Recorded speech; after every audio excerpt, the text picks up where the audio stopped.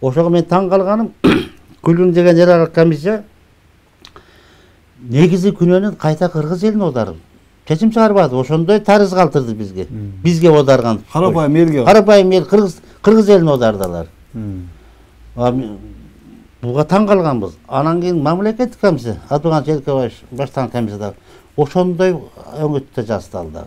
Кийин биз бир жолу Абдыган Желкебаевга жолугуп, ушу жогорку кеңешке кирип кетип алсак чыгып кайтып келесиптир.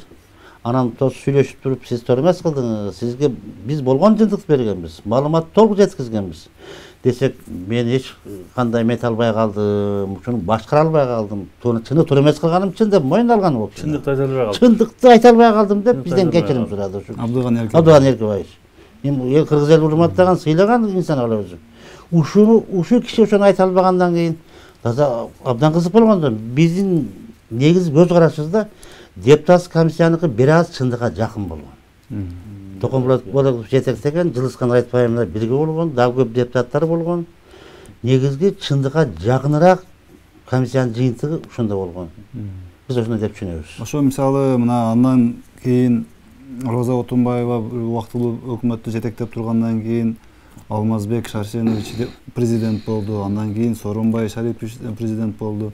Ошол учурларда деле бир мүмкүнчүлүк бар эле го дейм да, буну адилеттүү иликтегенге. Атамбаевга деле айттык, Отунбаевга деле айттык.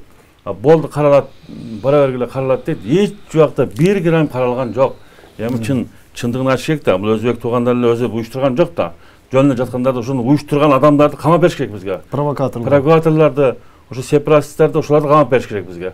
Текебаевди камаш керек, Бекназаровдун жүрөт, Бекназаровду камаш керек, Отунбаеваны камаш керек. Байболовду камаш керек. Көп да булар. О 4-3-өсүн ошо эң главный немелерди камап бериш керек бизге. Эми ушуларды камабай эле баягы Отунбаевалар, Атамбаевдер бирге да. Кантип камайт? Бирге болсо кантип камайт? Камабайт.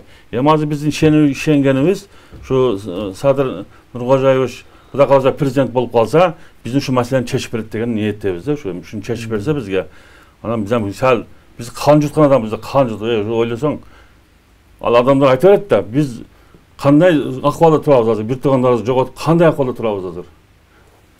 Ошон үчүн биз чындыкты, илгертен 10-жылдан бери чындыкты айтып биз жаман көрүнүп атабыз да, чындыкты. Эч уга турган адам жок бизде. Көрөт неме кылган адам жок.